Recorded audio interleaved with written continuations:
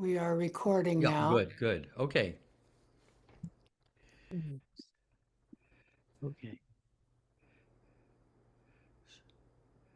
Well, Okay. Can you hear me? yes, perfect. A little louder. Okay. The topic, the nuances of honesty.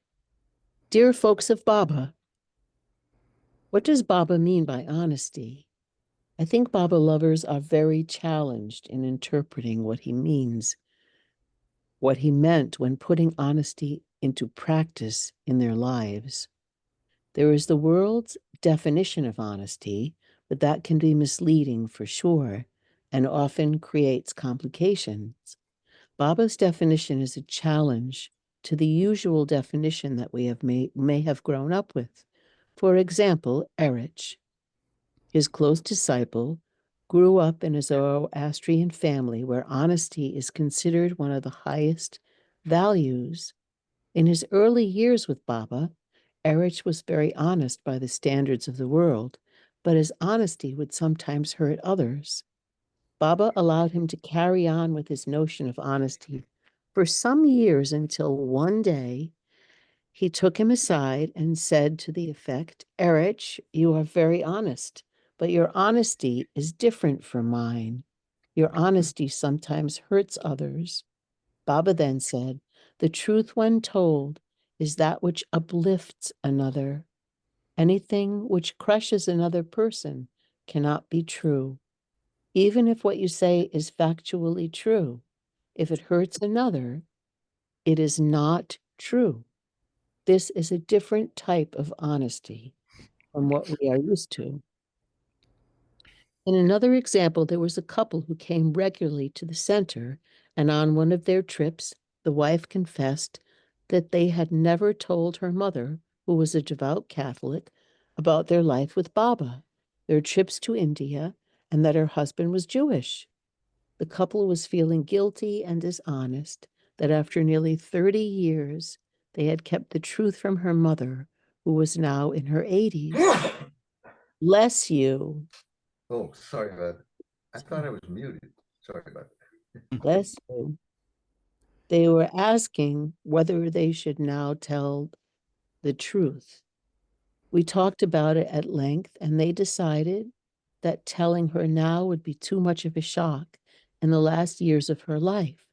To have shared it earlier in their marriage would have been the appropriate time, but now they felt it was too late. There are nuances with honesty that require viewing it in a larger context. Here is an example of when love, which is truth, is more important than the factual truth. There was a young woman who came to India whose aunt had paid for her trip. She made her niece promise to go to see the Taj Mahal, one of the architectural wonders of the world. The young woman was so profoundly moved by being in Meherabad and Meherazad that she couldn't leave. Time went by, and on the last day in Ahmednagar, she suddenly felt terrible that she hadn't gone to the Taj Mahal as she had promised. She told this to Mani, Baba's sister, in desperation. Surprisingly, Mani told her that in Mumbai, there is a famous Taj Mahal hotel. Before leaving India, Mani recommended that she should go there, which she did. This is a case where honoring the rare love she felt with the Mandali in Meherabad and Meherazad took precedence over the fulfillment of her aunt's request. Honesty is not so simple. Baba gave a unique definition of honesty to the Sufism reoriented group. He conveyed that when asked about how you feel about something, what you say should reflect your feelings accurately. For example, say your boss asks you whether a particular person should be hired to join your company. If you feel 70% that they are suitable and 30% that they are not qualified, what you say should reflect those percentages.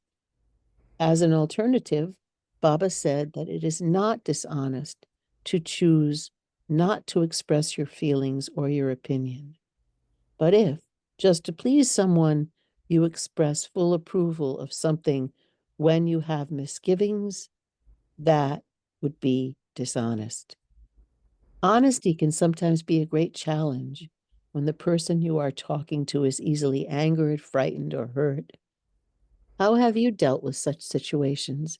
Do you find you have to keep much to yourself because you don't feel that you will be understood? Baba says not to hurt the heart of another.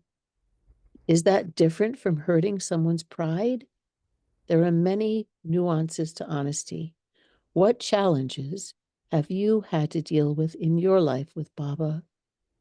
Many Baba lovers face the uncomfortable dilemma of how much to tell friends and relatives about their life with him and his declaration that he is the avatar. It will be valuable to hear from all of you. In his love, Jeff. Beautifully written, Thank, Jeff. thank you for reading that.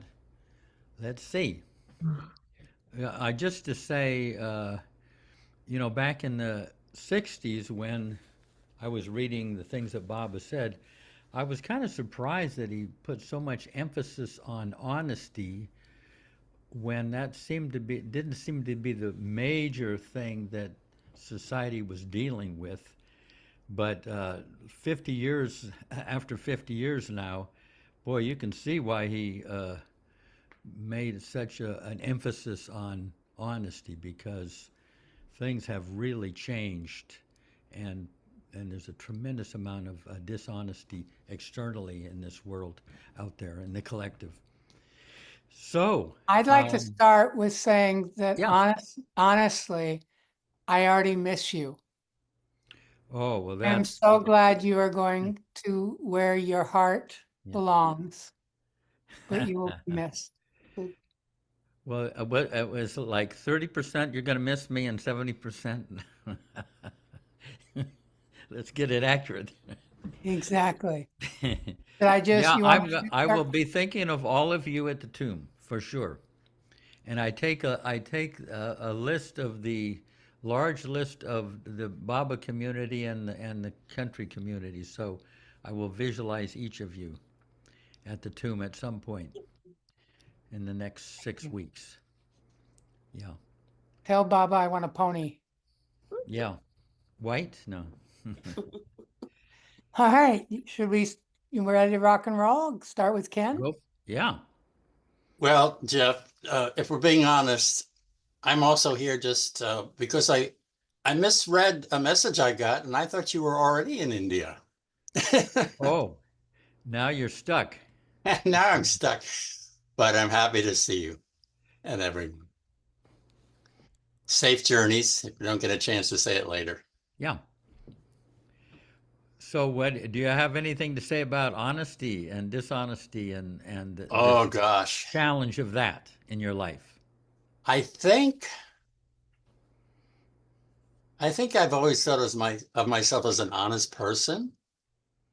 But then, as Baba works on you, I think it's more realizing that lying to yourself maybe, or just, ignoring ignoring parts of things you do or say, or that really don't want to, you really don't, you're not aware of, or you don't want to be, whatever, rationalize, whatever you want to say. So dishonesty can slip in so easily in so many ways. And then, of course, the other side of that is what you were writing about, being honest without hurting someone, or I guess usually I try to just keep quiet if that's the Yeah. case. And it's interesting where Baba says that, there's about revealing the percentages, or you can choose not to say anything.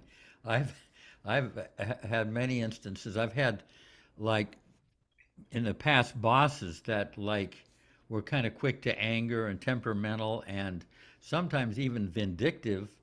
And so knowing that, I've had to just not say anything because it could backfire. And a lot of people are in that situation, especially people who have a family they have to support. They can't exactly just be real, outspoken with their bosses sometimes, because there are other people that are ready to take their job if they if they're disliked. So, yeah. Oh, we got a few hands there. Tony. Tony. Hey, Jay Baba. I just wrote down 3 notes. One is we think of some of these examples. Your honesty is in terms of what you're saying to someone else, or what you're not saying. Wait 1 second. Okay, good. It sounded like someone was started vacuuming, but Wait a second. I didn't turn off the fan here. Hold on. That should be better. It's There. Tony's vacuum. yeah, Got to keep the air between my ears clean. yeah. All right. So we're talking about honesty. A lot of these examples are in terms of what you're saying to someone else, what you're withholding, how you're revealing what you think, and so on. And there's a character in Shakespeare who's he's a joke in Hamlet, where he's giving advice to his son, and it's considered kind of pompous and all. But one of them is, they're all actually really good things, and one of them is the line that everybody knows: "To thine own self be true, and then it must follow as the night the day. Thou canst not yet be false to any man." And to me, honesty, I like that, because honesty is really how much you're being honest with yourself in the moment, in your innermost self, in what Baba is asking you at that moment. And the idea of having to kind of calculate and measure what percentage, it's like, Baba doesn't want you to hurt someone. You also know Baba doesn't want you to mislead someone. It's all, and you kind of just have to trust him to guide you on how to handle that balance. The other thing, I remembered something just out of the blue, it just reminded me of Kenmore talking about honesty. And again, as it being an inner thing, not so much an external thing. He said, when someone says to you, "I'm an honest man and I'm telling you the truth," beware. He's a dishonest man and he's lying to you. And I say, watching TV, watching the news, watching especially with politicians, but with anyone, it's an infallible giveaway. I tell you in all sincerity, he's not. If he's what all those kind of things. I'm really a very humble man. He's not a humble man at all. I say in all humility. No, there's no humility going on at all. And that harkens back to, for oneself, to thine own self be true. If you're connecting with Baba, and what's my real motive here? What's really going on? What do I really want and need? Am I trying to impress someone? Whatever it is, just opening up to that. And then you don't have to calculate. And finally, the third thing, Zeke was away this weekend with her 2 sisters. They hadn't been together like this for decades. So she wasn't able to stay up to be here. But when we met online through the listserv 20-something years ago, we had an exchange of emails. And at one point, she asked me a question. It was a subject they were discussing. And she had a particular question about it. And it was the discourse. I want to read it. It's really tiny. It's called "God is Shy of Strangers." And it reads like this: God exists. If you are convinced of God's existence, then it rests with you to seek him, to see him, and to realize him. Do not search for God outside of you. God can only be found within you, for his only abode is the heart. But you have filled his abode with millions of strangers, and he cannot enter, for he is shy of strangers. Unless you empty his abode of these millions of strangers you have filled it with, you will never find God. These strangers are your age-old desires, your millions of wants. They are strangers to God because want is an expression of incompleteness and is fundamentally foreign to him who is all-sufficient and wanting in nothing. Honesty in your dealings with others will clear the strangers out of your heart. Then you will find him, see him, and realize him. And her question to me, to which I gave a really kind of superficial answer and then a worthless answer. Her question to me was, what does that mean? In this context, honestly in your dealings with others will clear the strangers out of your heart, your millions of wants. Has anyone thought through that? Anyone have any ideas? Anyone have a better answer than I didn't have 24 years ago? It's the first thing that came to mind for me. It's a major statement, Yeah. but what does Baba mean? I'm not sure. I thought I knew back then. Yeah. Well, anybody Anyone? want to weigh in on that? No. I Can you mean, repeat it? one thing that Can you comes, repeat that, Tony? yeah. Well, That is baffling. well, I'll just read the last paragraph, not the Yeah, whole. just the Yeah. last thing. These strangers are your age-old desires, your millions of wants. They are strangers to God because want is an expression of incompleteness and is fundamentally foreign to Him who is all-sufficient and wanting in nothing. Honesty in your dealings with others will clear the strangers out of your heart. Then you will find Him, see Him, and realize Him. So I would say that you want things, and if in order to get it, it requires dishonesty, then it promotes the idea of being dishonest. But if you could just decide to be honest, then it would suppress those wants. I mean, it would undermine the wanting part, and the wanting part is really the thing that keeps us away from Baba, according to him. Yeah, that's good. I also feel like when you have wants, you kind of have an ulterior motive in a situation. It's not it's not love that you're interested in. You want to get something, and it creates a certain dishonesty, even though you're with somebody and you're really hungry and you really want them to share some of the food that they got there. But then you wind up acting like you're not hungry and everything, but inside you're hoping that they'll give you something to eat. I mean, you wind up being a little bit, when you have wants, you're dangling for something. It's an ulterior motive, and it's not quite as straightforward. I don't know, that occurs to me. Yeah. In legal labor law, they call that quid pro quo. People can get fired for that. They can get impeached for that. Yeah. That's a good question. Let's keep that on the It's table. still, as often happened with the listserv, and it happened with Zeke for that one. Everybody gives an opinion. Once was about tithing. That was one that I brought up. But it's very hard to actually for someone to hit on the one that you go, yes, that's what Baba means. I'm still not. I've got an inkling, but this is not hitting it for me so far. Yeah.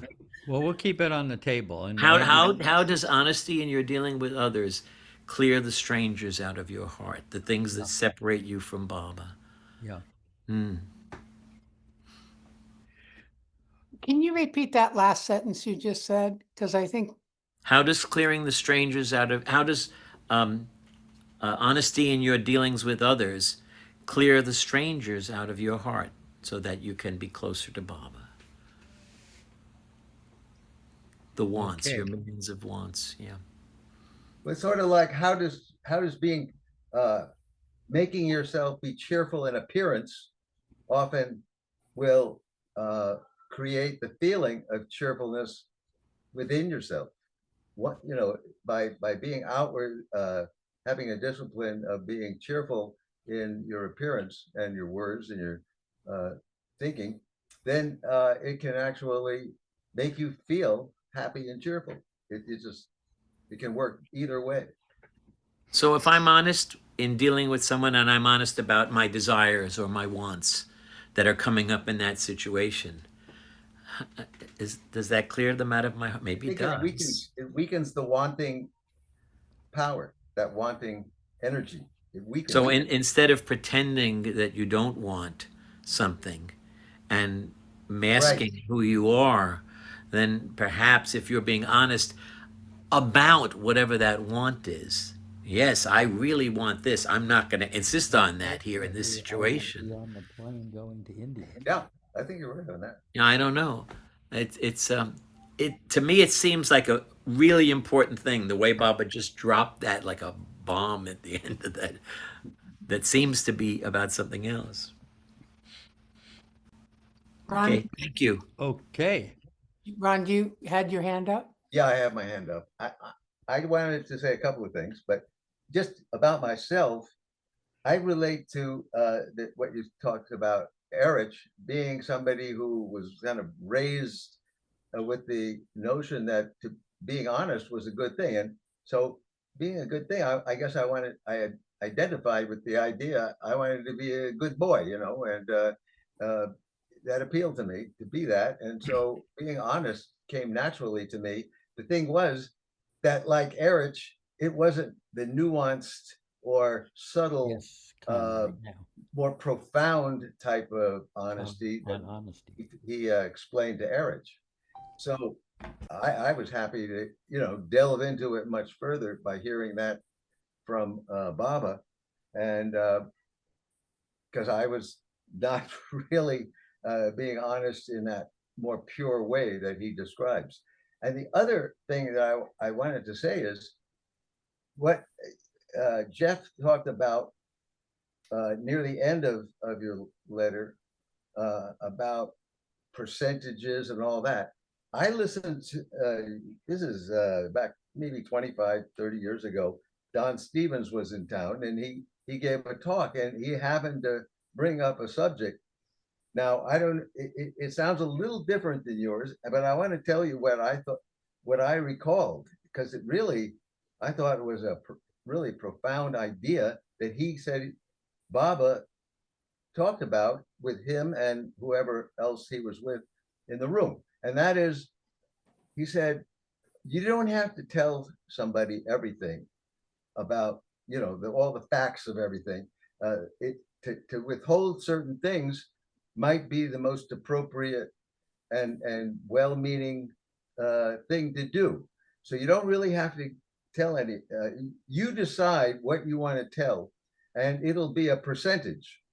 If you want to tell half the story, then tell half. If you want to tell 95%, do that, or 5%. You want to withhold almost everything except for.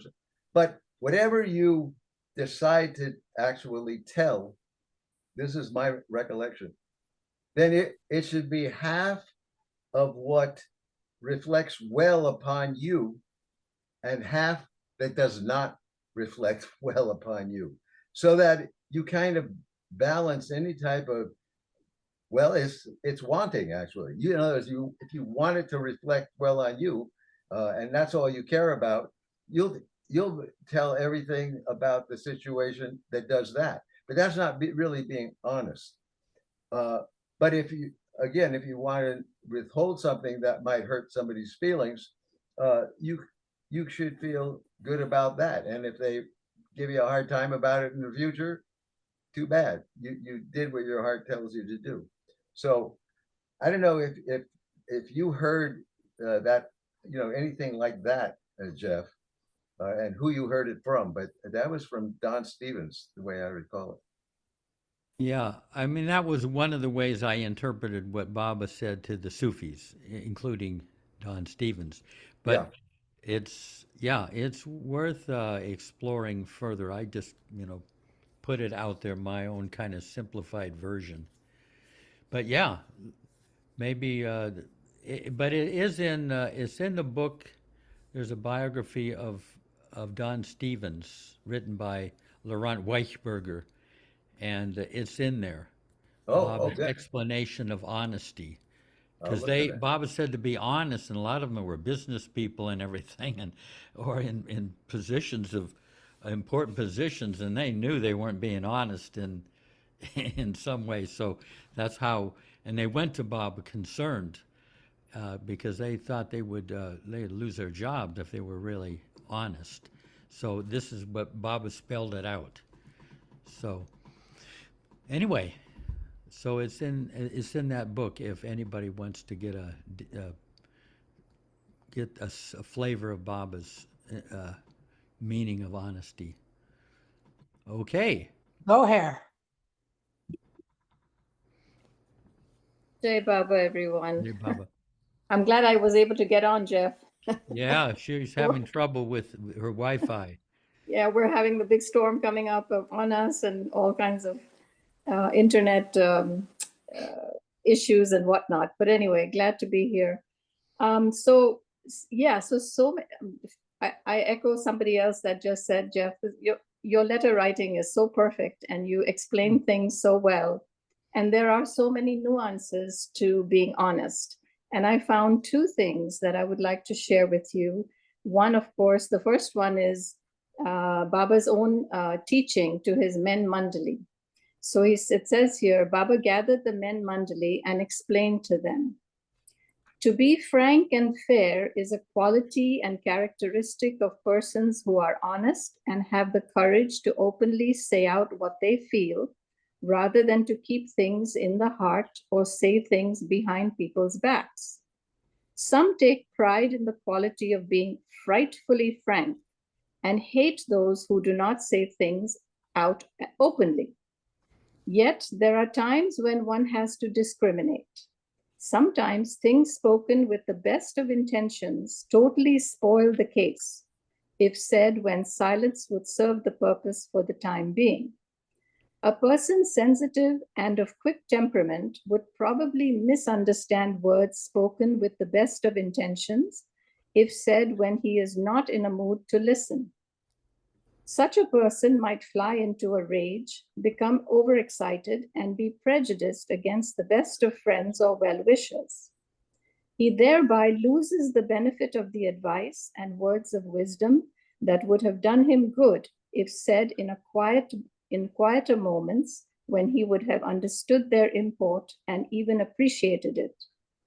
Therefore, it is not always the words and things, however frankly said, that matter, but the right time and the way they are put. Silence, even though misunderstood for diplomacy or hypocrisy, would serve the purpose better, ultimately, than the best of the glorifying quality of being frightfully frank. Sometimes the best of qualities which mankind glorifies are the worst of defects, if not used discriminately at the proper moment. These were Baba. Beautiful. What a quote. Wow. Okay. And then I'd like to end with this one story that I remembered about Baba's father. And this is another nuance of honesty. It's a beautiful story. So this is about Sheriar when he was a young lad. Every day in peaceful contemplation, Sheriar would sit alone in the compound of the funeral grounds, immersed in the remembrance of God. The boy's heart had awakened, and he began to long for the sight of God. One day, when he was absorbed in concentration, all of a sudden he was startled to see a young woman running toward him. When the woman, a Zoroastrian, reached him, he saw that she was perspiring, out of breath, and exhausted. Tearfully, she told Sheriar that Muslims were chasing her and begged him to help save her from capture. Nearby was a small bakery where naan, which is unleavened bread, was prepared and in memory of the deceased distributed to the poor by the relatives. That day, no one had died, and so the large oven was not lit. Sheriar guided the girl to it, helped her climb inside, and then returned to his place of meditation. Shortly thereafter, several Muslim horsemen came galloping up to the tower and demanded, "Boy, did you see a girl run past this way a few minutes ago?" Sheriar replied, "I have been here for almost an hour, but I haven't seen a dog pass by. No girl has run from here." Believing him, the Muslims rode off, and Sheriar was happy he had not lied. It was a fact that no dog had wandered past that day, and the girl had not run from there. Shahryar went back to the bakery and safely escorted the young woman to her home, where he was received with deep gratitude by her family. I thought this was a lovely story, where he doesn't lie in the sense that he perfectly says no dog has gone by here and no girl has run from here. So he protects her, but yet he hasn't lied. He's told the honest truth. And that, I think, is something that a spiritual person would intuitively do. You would come out with replying in such a manner that it would not be dishonest, but at the same time you are doing it with the intention of protecting someone. So I thought that was kind of fitting. Beautiful. And save that first quote for Yes. the end, maybe at the very end. I think it would be very valuable to hear that again. Okay, you mean the last part of what I read before? Okay. No, yeah. that the whole thing that you read. The first, whole thing. Okay. I sure. think it's well worth hearing again. Yeah. Okay. It goes to what Baba told Eruch. So Yeah. Let's go to Elizabeth. And Elizabeth, there you go. Yeah. Hi. Hi. So I've had several thoughts in the course of the conversation, and I was very interested in this conversation about honesty because throughout my life, typically I've wanted to be totally honest, and I was kind of shocked when I learned that Baba really wasn't, didn't really advocate for that in that way. And of course, it's been a lot of time since I've known that, so I've changed my thinking. I still believe in being honest, but probably done differently.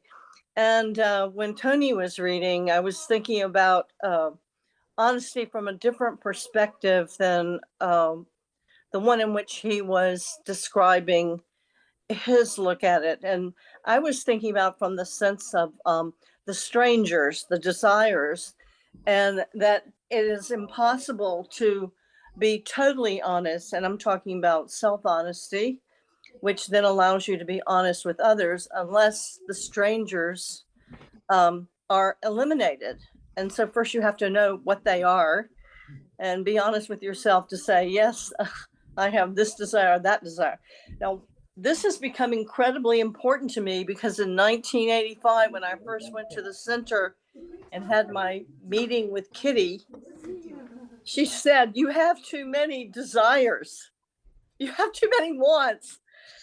And then about a year ago, a new friend, gave me Kitty's soap, her soap that she used to have. So I keep it on my dresser. And every once in a while, I go smell it. It's not a fragrance I particularly like, but it does remind me of Kitty. And it reminds me every time of what she said about desires. And I've become incredibly aware of all the silly little desires I have on a daily basis, whether it's a particular type of cracker or, just something stupid.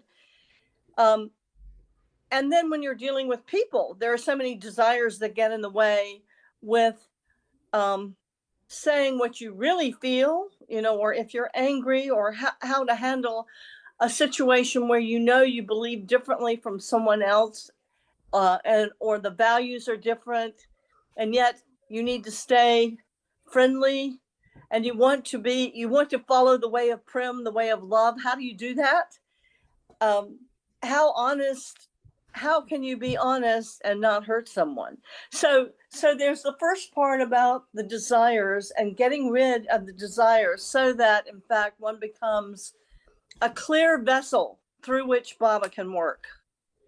So if one is able to purify that vessel by getting rid of the wants, then it makes one able to be more self-honest. And in that self-honest, the next step comes with being honest with other people in the way in which love leads you. So that involves discrimination. And whereas before I might say anything to be honest, and it might be very hurtful to somebody, I don't think I would do that now. I might still do it, but I would think twice. And I would, Baba has said in other discourses that when you raise somebody up and think the best of that person, you're also raising up yourself. And Baba wanted us to raise people up. He did not want us bashing them, So that's kind of my two-pronged look at honesty. One is the removal of desires that prevent a clear understanding of what Baba would want us to do or say or be, and not being self-deceptive so that we can see clearly what we should or should not do.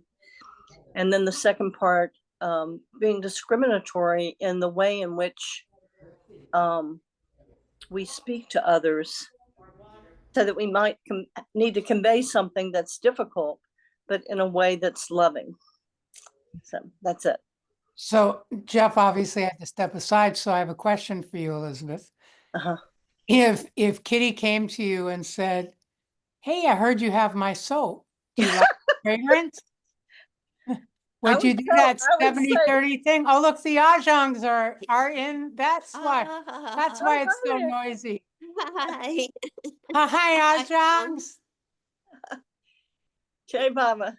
Give him back his voice. Oh, Jeff, I muted you.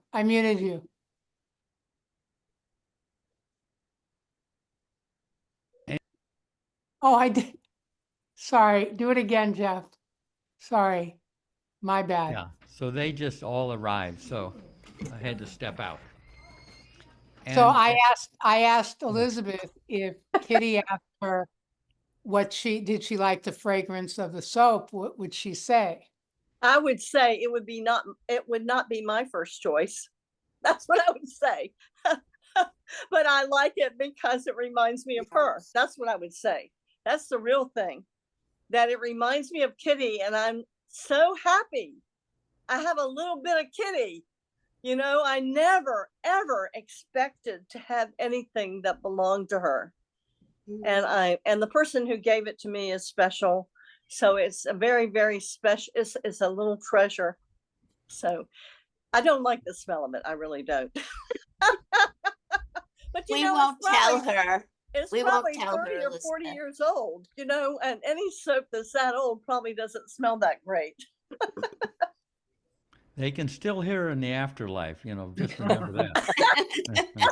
Uh-oh, I'm gonna be worried about my dreams tonight.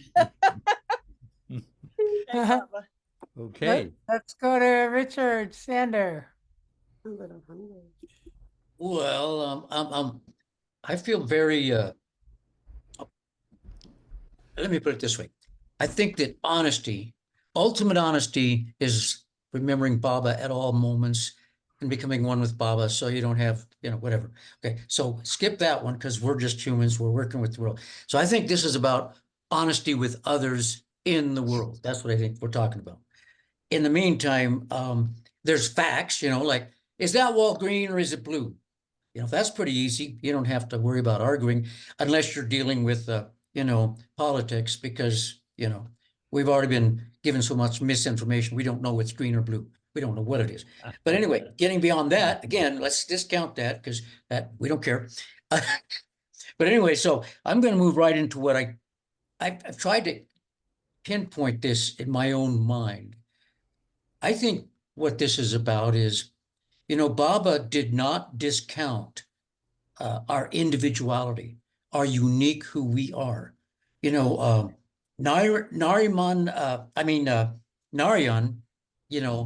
we know Narayan was an individual because we got to see a picture of him after he got God realization, and they weren't all the same, all five of them. They were uniquely different. They were individuals who realized, avatar godhood. But anyway, so I don't think I think what honesty is about is being true to your own unique individuality without trouncing on others. And that's the tricky part, because I know several people, and I could mention names of situations where I would like to tell them, you know, I'm not the smartest guy in the world, but you're kind of dumb on this. But that's not going to work because their ego jumps in the game and they're on defense now, you know, well, who are you? And da, da. So honestly, I kind of fall flat on this stuff. I've tried to tell people things. And I mean, if you're not dealing with somebody who's already got their own kind of head together, they'll go to defense immediately. They don't even hear what you said. They just feel an injury or something. And so this is really tough. But I do think that if you can stick with your presence of mind and heart with Baba to assert your own individuality, you know, like Jeff said, it's hard in a job, you know, you might have to know that this guy's a dingleberry, you know, but you can't do anything about it. So you have to try to do your best with what you got and who you are. But that's kind of the way the world is, I think. I won't talk to people about anything about politics because there's so much involved in what it really amounts to is government, how you administer government. It's not about who's right or wrong or, you know, the blue flag or red flag. But getting back to this idea of your individuality, if you stay true to being Anne Elizabeth or Goher or Jeff, that is your truth. That's all you've got with Baba. And so you can't really repress yourself, which I think I have done. My easy way out was always to say nothing. Then I couldn't be pinned down. I didn't have to have an argument or a conflict. But the problem is you don't get anything out of the world doing that. You've got to assert your own unique individuality. What do you think, Jeff?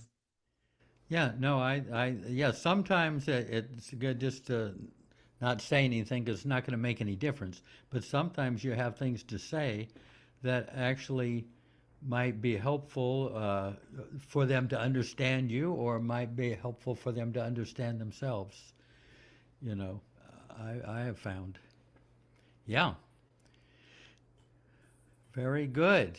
Betty, are you here? Oh, here she is. There we are, Betty. She Center was stage. kind of like in the wings, and then she comes Yeah. out. She needed an entrance. Yeah. Betty, it's on to you. When you were talking about strangers, or I guess it was Zeke who was talking about strangers in the heart.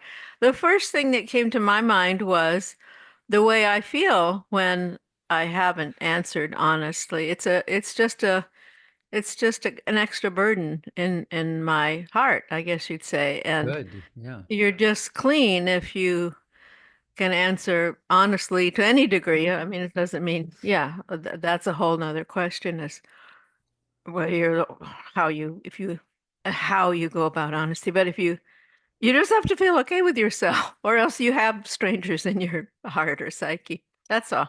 Yeah, no, that's beautiful angle of it. Yeah. How do you feel afterwards? You know, did it feel like you hit the right note, or was it too sharp or flat, you know? Good. I guess it's me. I have a lot of questions more than answers or responses to about honesty. Because I'm not sure what level we're talking about. Are we talking about like, you know, a gift is given and do you like it or not? To why you don't want to be in a relationship with somebody anymore, which could be really hurtful.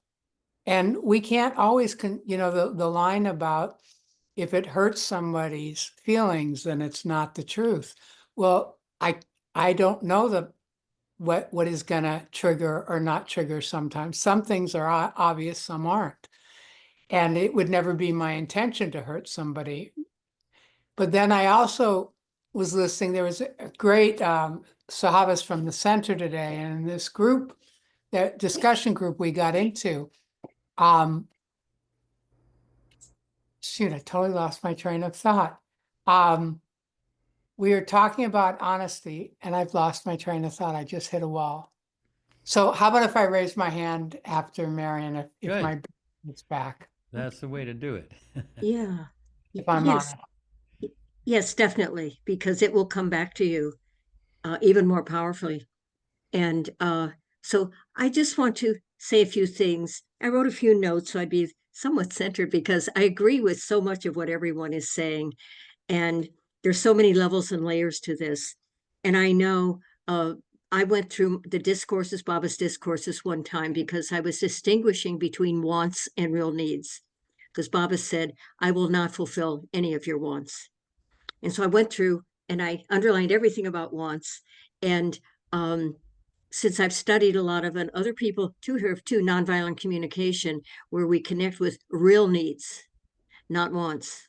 But I always make a list of my wants. I don't throw them away. Like I want that new red car.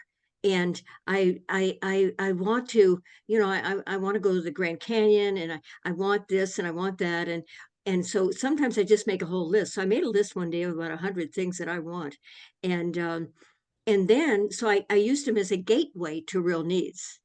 Like the car, I really wanted car to go up. I'm in New York City to go up. I'm a bird watcher to go up to the Connecticut Audubon Center, and I didn't have a car.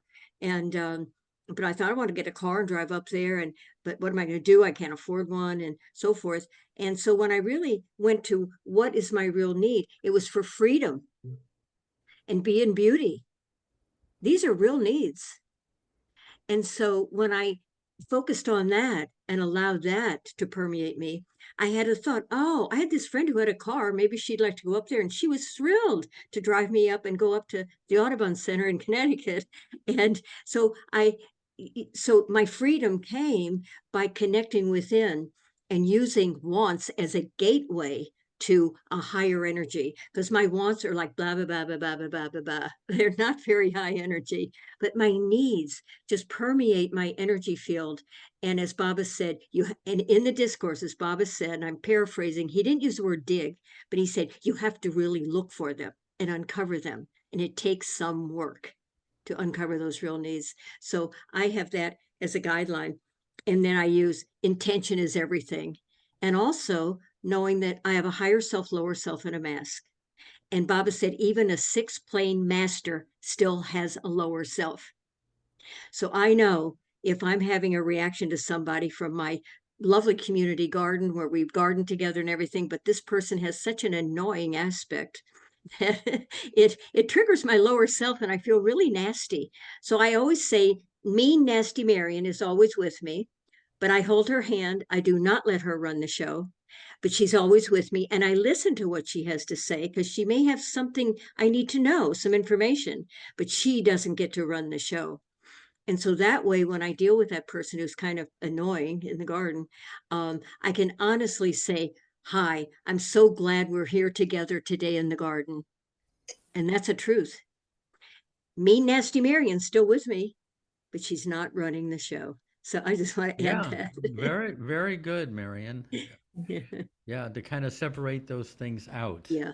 And know that you're being honest, even though you have some negative feelings. Yeah. Right. I'm being honest with Baba, because when I go through that, I just say to Baba, oh, Baba, I'm doing that again. And I don't have to go through a long explanation with Baba because Baba knows what I mean. I've worked on it for so many decades. I don't have to explain it all to Baba anymore. I just say, Baba, I'm doing that thing again, about not trusting that I'm going to have enough money coming in, or I'm doing that again, that belief, and then let it go. Yeah. Yeah. Okay. Okay, that would be me. Uh-huh. A couple things. Yes, you're on. The conversation we were having today at the Center Sahabas was about seeing Baba in everyone. So if I have a judgment about somebody's singing ability or something that is a preference of mine, like they need to hear my opinion. There's that holier than thou thing that I think I know I have to get over, and I constantly do try, and sometimes it slips out, and I'm not perfect, and I can have a rough edge with somebody, and it doesn't feel good. Like it doesn't feel good to lie or withhold something totally. I think I forgot who talked about that, but it was a really good point. You kind of feel, I think it was Betty who said that that's when the strangers take over. It's because like I'm betraying myself. But there is a way to say to someone, your truth, like you said, and diluted a percentage and kind of twist it so that it doesn't hurt their heart. It's like thinking before you speak. Yeah. Okay. Good. Ronnie, is it Rainey or Ronnie? Ronnie. Ronnie, you're up. Ronnie, you're muted though, I think. From Philadelphia. Hi, everyone. Yeah. Yeah, sorry about that. I was just Yeah. I got I'm gonna get the Zoom thing sometimes hard to navigate. And I also realized I'm having like mum brain, which I've never had before because I am now mum. Anyway, I love the topic of honesty, and I really love what you wrote, Jeff, and I really love listening to everybody. It's something that I try and fail at several times a day. So yeah, I think a lot of the stuff that I've read about honesty that I really liked has been what Don Stevens has written about it. Specifically in Man's Search for Certainty. That was I really liked how he talked about it. But yeah, I find it really, really hard to I think you said, Jeff, kind of like balance it, like making sure that you're kind of like hitting the note rather than being too sharp or too flat. And I think I'm only newly coming into an awareness of like how to be honest with others and myself. And I think that I'm kind of in like a period of that trying and failing, like I'm, learning an instrument or something for the first time, like developing a thing. Sounds like Australia. Developing a way of Oh, it was develop like reflexes to how can I be sensitive to somebody. Like if I just said what I really think all the time, that maybe isn't the kindest thing to do. And yeah, so just like developing that appropriateness and I think when you think of like, the truth is like should always be uplifting. I don't think that always necessarily means it needs to like comfort that person's ego. I don't think that's necessarily it. I think it also involves having difficult and hard conversations with people that sometimes that is really loving. And, so I think it's a lot of different things. And yeah, I think that's no, beautifully said. Yeah. I think too, if your intention is to be loving toward others in what you do, a lot of the problem of honesty kind of gets resolved because your intention is to be loving. You might goof up a little bit, but you're not having to think so much about it. You know that you have a sincere care for this person, and you somehow you say it. You basically say it the right way. It's when you don't have kind of love for that person that some of the sharper stuff comes out, and you get yourself into trouble. But I mean, intention, a loving intention goes a long ways to toward honesty. Yeah. But I think that could even well, you go ahead. Go ahead, yeah. I was going to say, I think even in this space of like a conversation that you're having with someone, your intentions of being loving can, change into getting frustrated and stuff like that. So I think it's something you have to be very aware of. But I think one thing that you say there I think is very important is there's a difference between hurting the heart of somebody and hurting their pride. I've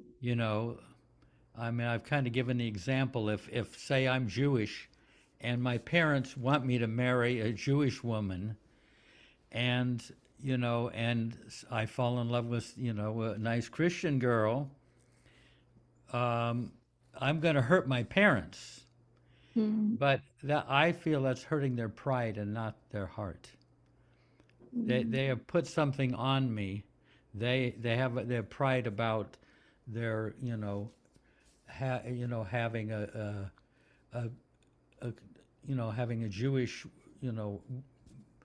having a Jewish woman as their daughter-in-law, and that's a want. That's not necessarily a loving thing, because so you can. I've found that important, because sometimes you wind up hurting someone's pride, and and it's actually not their heart. I found that making that distinction was important. I don't feel so bad if I hurt someone's pride, because I don't want to do what they're asking me to do. I don't. They'll get offended and hurt and angry and everything, but I don't take that as being their heart. So I feel better about that than if I've actually hurt their heart. I don't know if that makes sense to you, but anyway. That makes a lot of sense. All right, Marion. Oh, I just wanted to jump in because what you just said, Jeff, is so profound. And it brought something to mind. I'd given a talk this last week, and this just came out from the end of my talk. It was a public event, and it's about love. And Baba even has in the discourses, love, there's a spectrum of love. Hate is still a form of love. It's the lowest form, and so you're still trying to connect with somebody. And what you sparked me about is that love is not an emotion. Love is a power and a force, and it's the force that holds the universe together. And the highest form of love, the highest form, is right action. It's not about emotions, because love is not an emotion. So I just want to be clear about that, because it is a truth. It is a truth. Yes. Yeah, there's a thing that Baba says, feelings and emotions are the creation of mind and energy. Yes. Love is the creation of the soul. That's right. It's very interesting that not an emotion. Feelings and emotions are the creation of mind and energy. Love is the creation of the soul. Yes. Hey, but I was thinking, you can pass on this, but Christina, what comes to mind in your, you can pass too, but in your work situation or whatever, where your honesty is kind of a difficult thing sometimes to bring off. Oh, I'm a late joiner tonight, so I'm also a bit on the tired side tonight. Yeah. I don't have everything I've heard so far is just beautiful. Yeah. And I agree with so much of it. I think I like so many of you have already said, it's something that I fail at frequently. and it's finding that balance is really tricky, especially in in my stage of life. I'm in a professional setting, and I'm working with people who are my superiors, and I'm also working with people who are at least in terms of the hierarchy, who are not lesser than me, but just do a different function than me, and who I give direction to. And I find it really difficult. And this is more just me saying, I find it really difficult to give direction to the people who are assisting me, I guess, in my job. And I find it difficult when they're maybe not on task or focused on the work. I find it difficult to approach them and have that conversation with them. In fact, I avoid it frequently because it's such a I'd like to be honest and say, hey, I'd love to see you more focused on the work and less focused on your cell phone or socializing or going off and getting a cup of coffee when we're all working together here as a team. But I find it really hard. to be, I don't know. I don't know. It's hard to be honest with those people. You know, Yeah. I don't want to lose their support, or hurt their feelings or feel like I'm devaluing them. But at the same time, I feel, I feel like a lot of the work gets shifted to me. And then I also feel the emotional toll of not being honest, or not feeling like I can be honest. So it's really tricky. It's a really Yeah. tricky. Yeah. Yeah, no, you Mhm. expressed that quite well. I mean, at many jobs, you're in that situation, and you do want the camaraderie, you want the cooperation, but some people don't have that playbook as quite as strictly as you might have. Yeah. And it's Yeah. very hard because if you start to get critical, then you lose their cooperation. Yep. So you're in it's a very difficult situation. I mean, I think that's the spiritual life, is trying to deal with those kinds of things. Yeah. Yeah. If anyone has any, I was just going to ask you if can I jump in and I'll throw something out there? Yeah, go Yeah. ahead. So I just retired, so I'm speaking as an ex-professional, but I did HR. And Oh, perfect. Yes. I'm going to be very honest, and the rough side of me is going to be as honest as possible. Please do. You have the experience. You're not a good manager. You need to be a good manager. Yeah, I agree with that. Yeah. And in both professional and personal, sometimes people need to hear about expectations so that they can rise to the occasion. Sure. And if you treat it like you are raising them up to this level, so that they probably want a promotion, they probably want to make more money, but they're not going to get it if they don't know that they're doing a mediocre job. So there's in a professional setting, how does one, challenging conversations Yeah. are what books are written about and lecture series. So there's no easy answer, and each person on your team, you're going to need to approach differently.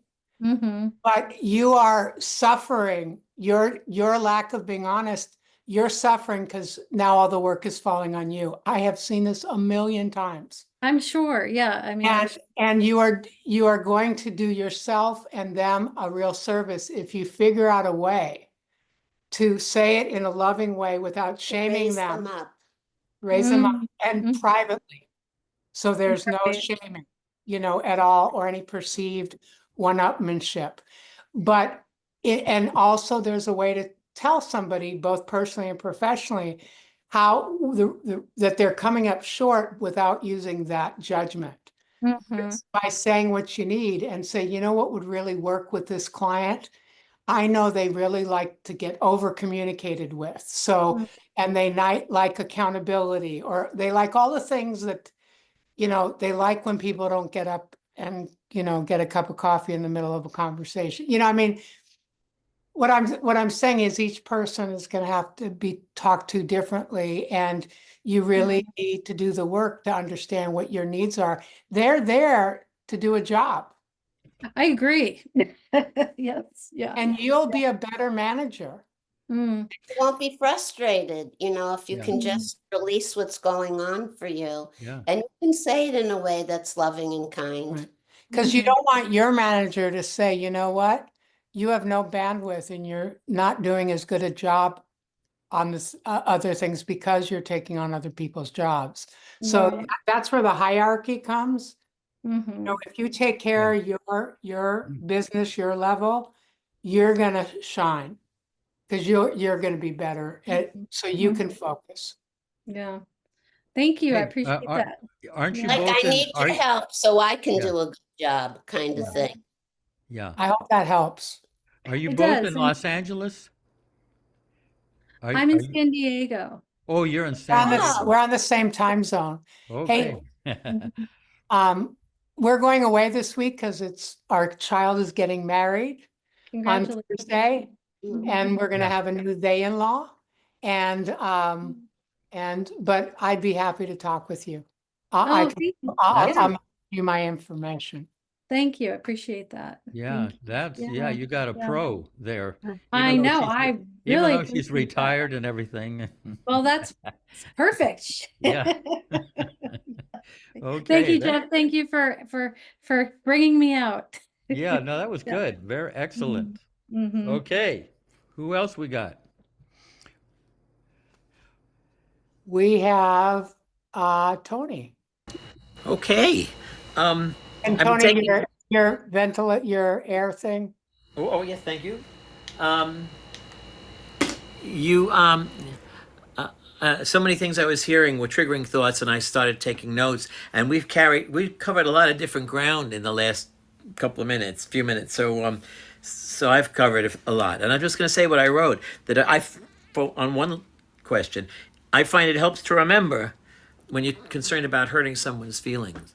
I find it helps to remember that this other person is me, and is Baba in him or her as I am. And if I can remember that, then it's really clear how you want to treat the person. And it's the do unto others. It's like how you want to treat that person is what you want coming back to you. You want, because I am putting that out.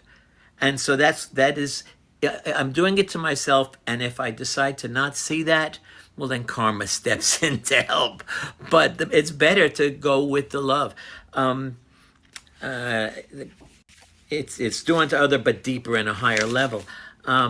It's not for us to judge someone, but to love them. That was a clear thought that came to mind. Whether it's their pride or whatever, but love has boundaries. So this is where it's shifted to the other question here. And if you coddle someone else's boundaries, where the situation calls for certain boundaries to be in place, whether it's emotional, whether it's work, whatever it is, there's a job you have to do, you're going to have that same thing affecting you. Because whatever you're not giving, if that person needs that, then you're not going to get it when you need it, and your weakness is going to be encouraged. But what I do to another, I do to myself. What I withhold from another, I withhold from myself. What I'm insensitive to in another, I'm literally being insensitive to in myself. And if I choose not to get that, yeah, that's why I put it, karma will help me. On the other hand, there are cases in the UN.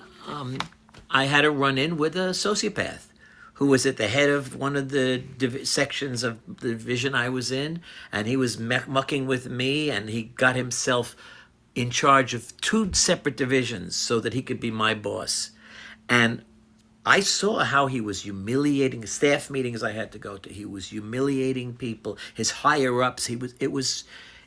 I couldn't accept it. And I went to war with him. I went into battle. It went against my grain, but Baba was very clear. You have to protect your own space here and your boundaries so that you can do your work. And it went against my grain, but the fact was that in the end, the assistant to the head of our division took my side, and she got him. She couldn't penalize him, although there was plenty to penalize for, but she got him transferred out of the country. So at least none of the people we knew were being hurt. And years later, people would come up to me often to thank me, who had been in his division and who had suffered through so much because of that. So, there are times, especially if you're dealing with someone who has sociopathic tendencies, you can't give a damn how they feel. To me, it's where Baba talked about if you see a snake at night, carry a lantern so that you're aware it's a snake, and not literally, but figuratively kill it. You take them on, because that snake is going to hurt other people. And they don't have the feelings to hurt. They may pretend they do. So generally, see that it's Baba that I'm doing this to. That other person is Baba, is me. But sometimes you have to say, if I was that sociopath, what would I need right now? So, yeah, wow. This thing is honesty has got a lot more nuances than we started out with. Okay. All right, let's go to Ron. Well, I was thinking of various experiences I've had where I'm in a position to say what my perspective is on a particular issue. For instance, being on a board of directors, like, one of our, the local Baba Center, being on the board and having responsibility to say what I think. And I've always thought that Baba wanted me to say what I think, but be open to hearing what other people may say that would possibly contradict it, and keeping my mind open to how that might be more, what they're saying might be more appropriate at the time, or just true and mine is not. Which is that's kind of a difficult task at hand there. But so the thing that I wanted to say is that you say what you really think, and that's being honest. And it may push buttons, on other people, and they might get upset, and they may think, there's something wrong with you, or or possibly they lose respect. They can lose respect for you, whatever that might mean, the pride part and all that. But I have found so often that when I make a mistake, or if I say something that irritates somebody, but it's really, I'm feeling responsible and being honest about it, that it's only a short-term experience where they get upset. And I just have to go through that short-term experience. But quite often, in the long term, they come around and understand where I was coming from and have more respect for me than they had prior to that. So Yeah. Sometimes you just have to wait it out and see how that works. Yeah, that reminds me of when Baba would come up the hill in the afternoons to see the women. He would go like this. Okay, who's fighting today? So he'd get the two women, and they would just have to speak their mind. This is like, it wouldn't even be considered diplomatic. They would just kind of come out with it. And one would get to speak and the other one would get to speak, and it'd go back and forth. This would be the entertainment for the afternoon. And then then he would make them embrace. And I remember Rano, one of the women monthly, said that the 10 feet to go over and embrace somebody after going head to head with them was some of the longest distances she's traveled in his life. But that's a great way. I think the story where Robert Dreyfus was Adi's assistant, and he was there at the trust, and one day Padre walks in and he lays into Adi, in Gujarati, and he just abusing Adi, and at a certain point Adi loses his school and he starts abusing back. So there's this Gujarati going back and forth and everything, and finally Padre storms out, and then Adi looks over at Robert and says, did that bother you? He said, bother me? I just wanted the earth to open up and disappear. And Adi says, well, it didn't bother us. So they were able to be truly honest without taking it personally. That's kind of a PhD level or postgraduate level honesty, where you can really express how you feel and know that you're not going to lose that person, or they're not going to do anything vindictive and make your life miserable. They can just. So anyway, hey, but I wanted to ask, before we go on to some of the people that have already checked in, I wanted to ask Mayor Sagar. You work there in the computer world, and you're there in Seattle, and you've got a whole professional life there. How do you do with the question of honesty in your work situation? You can pass if you want. Oh, so it's a tough conversation with.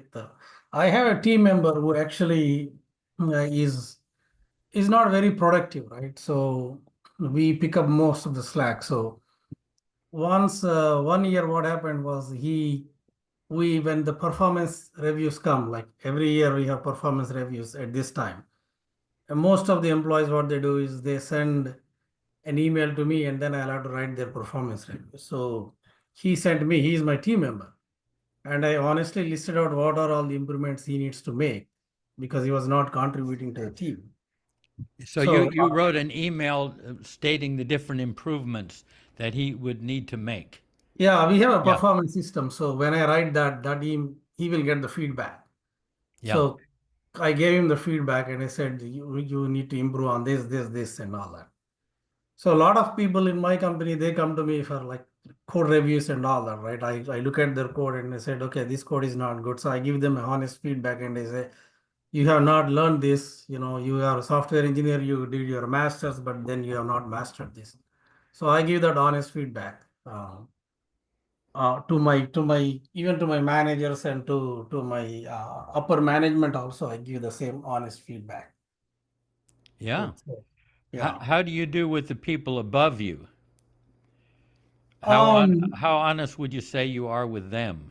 What am I saying?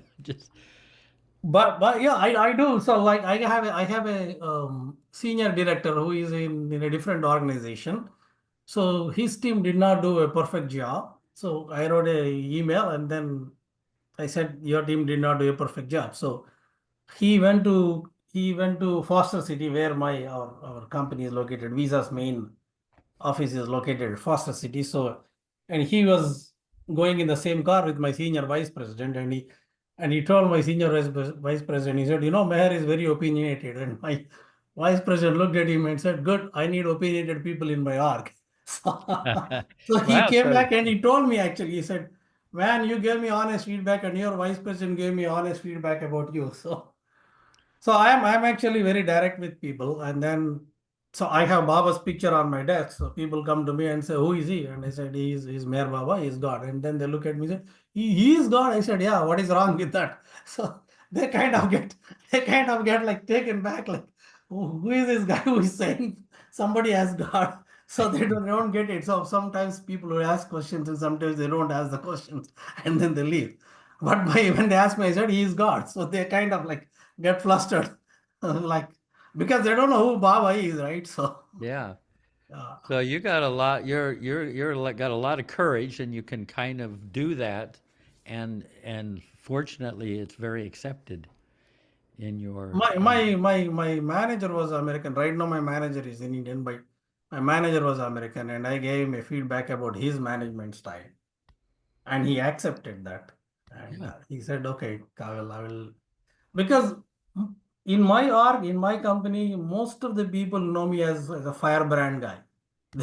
Because they say, oh, Mayor is very, very, very, he will give you honest feedback about everything. So whenever new people join, before I go and meet them, and I look at them, said, I am Meher, and they'll tell me, yeah, we heard about you. So because they have heard it from others. So Meher, can I ask you to unpack something for me?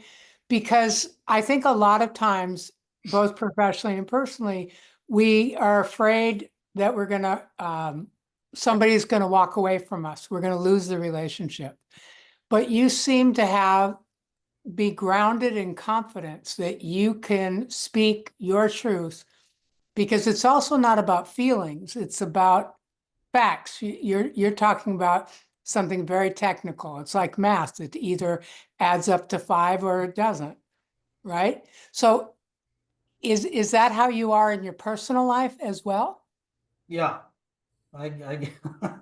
So that is one of the things. I don't know if that comes out of from my mouth. I honestly give the feedback, but then I know sometimes when you do that, you do hurt others.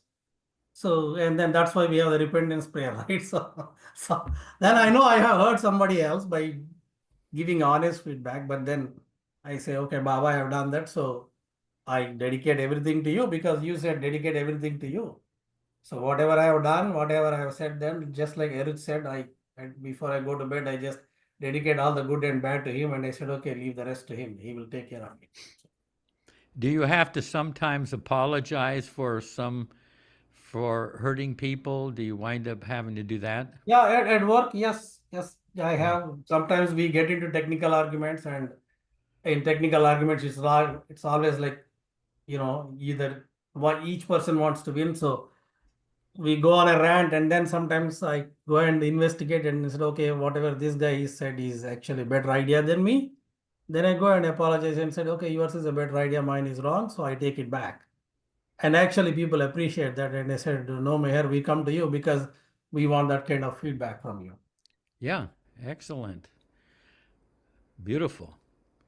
Well, we'll take Jeff, yeah, how do you want to wind this down? Because it's kind Yeah. of late. Yeah, it's getting kind of late. Yeah, let's go just to two more.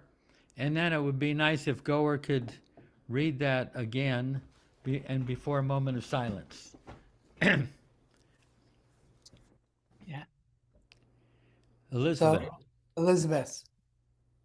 Yeah, this is in response to Christina about 10 or 15 minutes ago regarding addressing people who are working for you who are not really doing the greatest job. And I do not personally have this kind of, I mean, I've managed teams, but my niece is in a pharmaceutical company and she manages fairly large international teams on technical matters.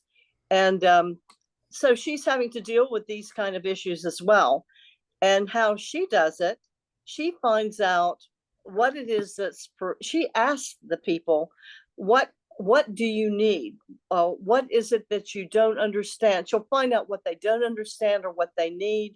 She makes it very comfortable for them to be honest with her and feel like they're not going to be fired or put down. And my niece is super helpful. She's like, she wants to support the people, and the people get that.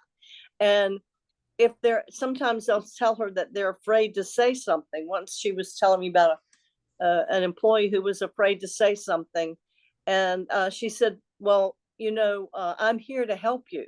So to find out what that person who is underperforming needs in order to be helped, in order to do the job, is one way of approaching it, so that they see you as someone who will support them and help them achieve.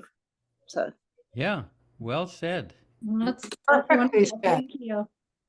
Really Yeah. right on. Yeah, right on. Go to Mr. Sanders. I'll make this as quick as possible. I'm still trying to pinpoint some of this for me, but part of what happens in my brain and my psyche is being sensitive, really sensitive about myself and about others as well. And so what comes into play is what I think most people in psychology call boundary issues. So I've been very guilty of crossing boundaries ignorantly when I shouldn't have, because it doesn't, it causes more chaos than it is helpful. So I've become more aware of that kind of stuff, but the critical part for me is what's been brought up here is when do you tell someone what you really think that might be helpful or useful to them, but they may not be able to hear it no matter what. And I could give a specific example, but I know a woman who she's very, very defensive because of why, that's an analysis, but it's really hard to get past that. So I've tried to make every effort not to say anything critical of her, no matter, it might, or negative, you might call it, but it's really hard. So I have to focus on communicating something very direct, but very specific, and then trying to be honest about listening, really listening to her and what she's where she's coming from. It's really, really been difficult for me. I'm learning from it. But then the more critical part for me is with Baba. And I'll use my sister as an example, but she's deeply involved with the Christian evangelist kind of stuff. And it came primarily through her husband. They've been married a long, long time, but it's very frustrating for me. I know that their search and yearning for God is real, you know, but and I've talked, she knows about Baba. They've been on the center long ago and briefly, and but they cannot go beyond a certain belief system. It's just too much for them. Whatever that's involved could be sanskars, karma, but it's so difficult because in my head, I want to tell her, why are you fiddling around with this? Meher Baba is already the goal, you know? I mean, you don't need to do any of this. But it doesn't work. So I once in a while tell her directly, but I don't expect any change from her whatsoever, because it's sort of a boundary issue in a way. The only thing is, you know, we always had a good relationship when we were kids. So that's that sort of stuff is really hard for me personally. So I generally have decided, even if I detect anything about anybody, best not to say anything unless I can, what you guys have brought up and what Gohair read and is in your thing is, if it can't be really helpful to them or support them, and Diane has talked about, if it can't support them in some way or be positive or like a sense of approval for your identity, for your own soul and self, then it's best I just don't say anything, you know. I've already gone on too long. Thank Good. you. Okay, so let's hear the Baba's words again, because I just feel it's so apt. Yeah, he so beautifully describes it. And anyway, so Baba says, to be frank and fair is a quality and characteristic of persons who are honest and have the courage to openly say out what they feel rather than to keep things in the heart or say things behind people's backs. Some take pride in that quality of being frightfully frank and hate those who do not say out things as openly. Yet there are times when one has to discriminate. Sometimes things spoken with the best of intentions totally spoil the case, if said when silence would serve the purpose for the time being. A person sensitive and of quick temperament would probably misunderstand words spoken with the best of intentions, if said when he is not in the mood to listen. Such a person might fly into a rage, become overexcited, and be prejudiced against the best of friends or well-wishers. He thereby loses the benefit of the advice and words of wisdom that would have done him good if said in quieter moments when he would have understood them, their import, and even appreciated it. Therefore, it is not always the words and things, however frankly said, that matter, but the right time and the way they are put. Silence, even though misunderstood for diplomacy or hypocrisy, would serve the purpose better ultimately than the best of the glorifying quality of being frightfully frank. Sometimes the best of qualities which mankind glorifies are the worst of defects, if not used discriminately at the proper moment. Jai Baba. Beautiful. Let's have a few moments of silence.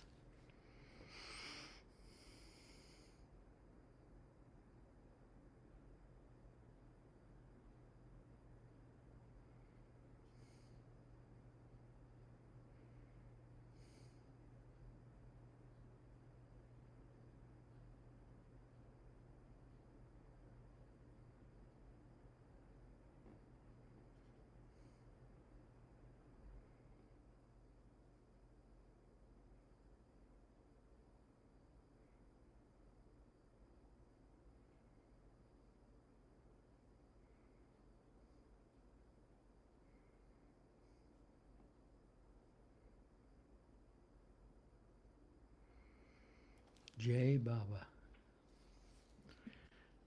Thank you all for sharing all this different aspects, you know, Yeah. of it's really it's a whole art. I mean, what did Baba say? right adjustment to others. How does that quote go? True involves happiness. True happiness begins to come when a man learns the art of right adjustment to other people, and right adjustment involves self-forgetfulness and love. Yeah. Yeah. Yeah. I'm reminded of this guy. He comes home to his wife, and they had this cat that meant everything to her. And he comes home, and she says, Fluffy is dead. And he's like totally like, oh, broken. And I'm like, honey, you have to break the news gently. First you say that the cat has disappeared, and then after a few days you say it's kind of caught up in the tree, and then after a few days that the fire department couldn't get the cat down, and it passes. We have to break it gently, a little bit by a little bit. And she says, okay, I'm sorry, honey, I didn't mean to. I just, it was so agitated.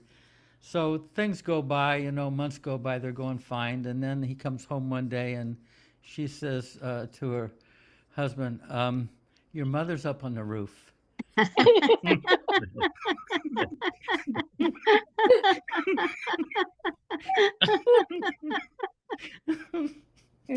real honesty there. Richard looks puzzled because he began saying the cat's up on the roof, and then okay. And then the cat was fell. Then the fire department came, and then finally he fell. The roof. He was in the hospital. Finally, he died. So how's mom? She's up on the roof.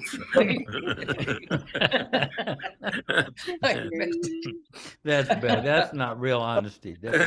Hey, nice to see you, and I may see you in India soon. Yes, see you next Saturday, Jeff. Looking forward to it. Oh, fantastic. In India, yeah. Party in Mumbai. Party time, man. Party time. Jeff, have a wonderful Okay, time. thank you. And Betrayal. Goer is going to help. And then if you need any assistance or you have problem with Wi-Fi, Yes. Diane will help. Okay. Except next Friday, next Sunday she can't. Yeah. Okay. They're going to be out of town. I hope everything goes well. We're expecting another hurricane to go over our head, so I'm hoping everything is all right and we don't lose power for days and whatnot. But anyway, I have Marta's contact too, so if anything, Marta can help. Yeah. Contact you, and maybe you can help. Marta's a Zoom Oh, sure. Yeah. Yeah. Oh, yeah. I'm a Zoom expert. Yeah. Jeff, when do you leave? When do you leave, Jeff? Wednesday. And when do you come back? I come back on the 23rd of November. Oh my gosh. So you're going to miss all the fun in this country. Yeah. I'm going there. I'm gonna vote absentee, but I'm also gonna place a vote at the tomb. Yes. I won't tell you who I'm voting for, but that's okay. You can take mine with you. I'm bringing my whole soul. I'm making it known. Jeff, Daryl, and Susan Smith will be there. Yeah. They're going the 21st or the 23rd of October, a week in Paris, and then they'll be in India for 5 or 6 weeks. Yeah. They were here just a little while ago. Yeah, we'll overlap, which is great. Yeah. And a bunch of people. So I wanted to say, Jeff, Sodabar and Dinku, take good care of our Jeff. Yeah. For sure. We can't wait for him to get here. I bet. And Anita too. Take care of him. So Dinko, I have to tell you, I'm jealous of Jeff being able to go to India, but I think I'm the most jealous that he gets to meet your new doggy. Yeah. Well, Dinku. I hope he's here because he tends to disappear during the day and then comes back at night. But I'll try and get him here. Get him to stay here at home. Yeah. Have some special treats out on the steps. Yeah. Actually, Diane, Terry, and all of you, you're all most welcome. I hope you'll come down someday and we all get to meet. Thank you. She has a lovely place, really beautiful place, in the area where Baba, near where Manzili Meme was, that first ashram that Baba had in Dadar. Yeah. Somebody told me that, sorry. It's okay. Go ahead, Dingo. Yeah. Somebody told me that that building has gone down now and they've redeveloped it into something else. I haven't been down that way in a long time. Yeah. Yeah, it was a big rambling bungalow. And Sarosh, who was there when he was 18 or 19 with Baba, he took some Westerners there one time, and he's a, you know, very manly, tall, robust guy, masculine, and he just broke down. He could never take anybody there again. Just the remembrance of those early years with Baba just was, he just couldn't hold back the tears, remembering those times with Baba. Yeah. Well, Jeff, maybe if you come here a little earlier, you know, before we meet for tea. Yeah, and we could try and go down there. Have you seen Mumsy Lemmy? I did. I did, but you know, I was brought there, but I didn't know how I got there. I didn't know.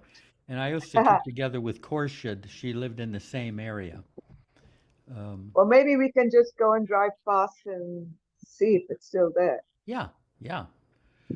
Anyway, I'll better let you guys go. You know, the people on the East Coast are really, you know, there's only so much speed you can take to stay up, you know. Jai Baba. All right. Jai Baba. Jai Baba, everyone. Thank you. Much love. Thank you all. And have a wonderful travels, Jack. Yep. Yeah. Thank you. Wonderful. Yeah. Thanks Jai all Baba. for all the sharing. Yeah. Bye, Jefferson. Uh-oh. See you in 2 Kind of months. formal there. Yeah. See you in 2 months. Yeah. Cheer, Baba.